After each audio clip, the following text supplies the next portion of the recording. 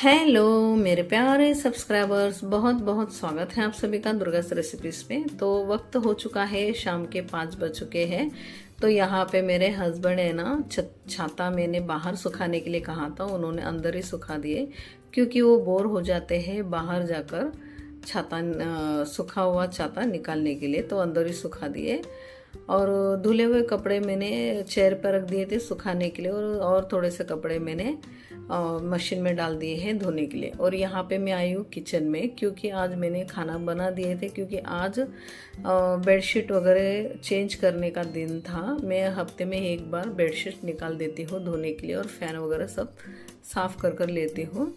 और बच्चों को और हस्बैंड को मैंने कहा था कि आज बेडशीट सब निकालना है, तो पहले मैं खाना बना देती हूँ। खाना बना कर रख दिए हैं, आप लोग अपने अपने प्लेट में परोस कर खा लो। तो सबको कहकर मैं गई हूँ बेडशीट सब चेंज करने। आकर देखा तो उन्होंने खाना तो वो लोग परोस कर ले रहे थे अपने अपने प्लेट पर, मगर ना जो पानी भरने के लिए उन्होंने ग्लास रखा था मटके के नीचे, तो टैप ओपन कर कर ऐसे रख दिया तो पानी ग्लास भरकर नीचे गया, तो पूरा प्लेटफॉर्म पर फैल गया। तो डबल काम बढ़ गया ना। तो उसके बाद यहाँ पे आई हूँ, जो कपड़े मैंने धोने के लिए डाल दिए थे वो हटा दिए हैं, अभी बेडशीट डाल रही हूँ धोने के लिए। तो ये सब मेरा काम तो चलता ही रहेगा। जो कपड़े धोकर निकाले हैं उसे मैं अभी सुखा देती हूँ। उससे पहले भी मैंने कपड़े धोकर मैंने चेयर पर रख दिए थे, उसे मैं स्टैंड में सुखा दूंगी, क्योंकि जो स्टील का स्टैंड मैंने बताया है वो कपड़े सुखाने के लिए मैंने लिए हैं। क्योंकि अभी बारिश में ना बाहर सुखा नहीं सकते, क्योंकि कपड़े सूखेंगे भी नहीं। और दूसरी बात क्या है, उसे मैं 2 साल हो गए थे लेकर स्टैंड, क्योंकि बारिश में ही स्टैंड का जो कपड़े सुखाते हैं ना उस स्टैंड का ज़रूरत पड़ती है, बाकी दिनों पे तो उसका ज़रूरत नहीं पड़ती, इसलिए मैं उसे रख देती हूँ। और 3-4 दिन लगातार अगर बारिश होती है ना, उसी वक्त मैं स्टैंड को निकालती हूँ, उस पर कपड़े सुखाकर वहाँ पे रखती हूँ, और बिल्कुल फ़ैन के नीचे ही उसे स्टैंड को रख देती हूँ कपड़े सुखाकर, ताकि कपड़े सूख जाए और थोड़ा वो जो मॉइस्चर का जो स्मेल होता है वो भी नहीं आएगी।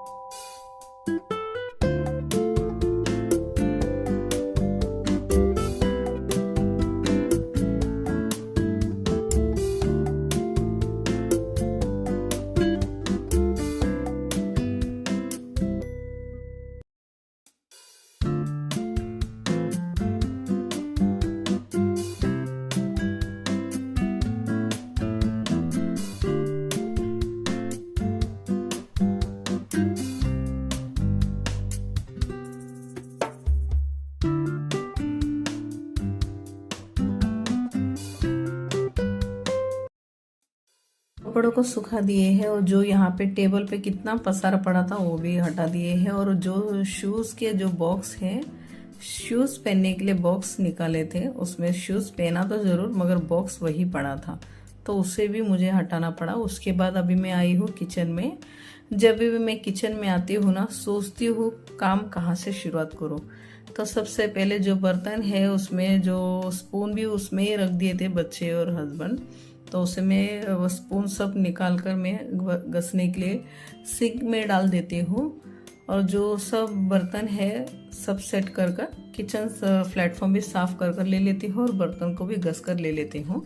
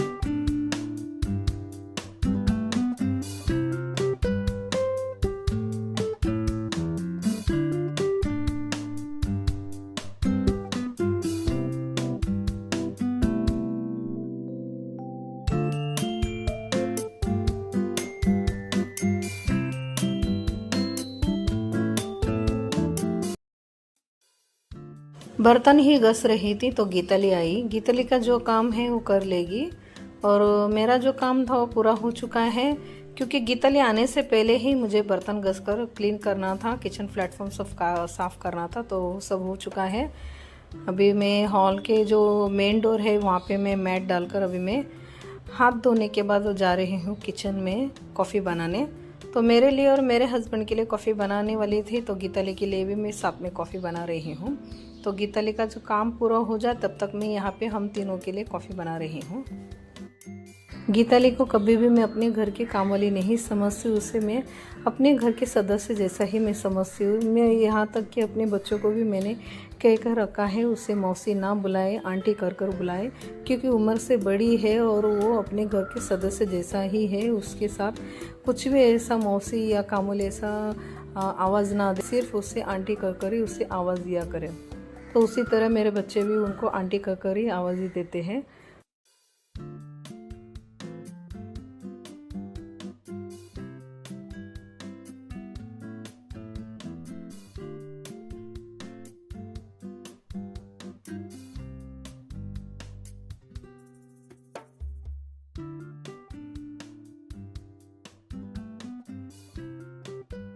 तो यहाँ पे किचन प्लेटफॉर्म बिल्कुल साफ़ हो चुका है, मैंने पूरा काम कर लिए हैं। और यहाँ देखिए मैं यहाँ पे दूध उबालने के लिए रख दिए हैं कॉफ़ी बनाने के लिए। देखिए किचन कितना साफ़ सुथरा हो चुका है, यानी गीताली ने भी पोछा कर दिए हैं, किचन कितना क्लीन है।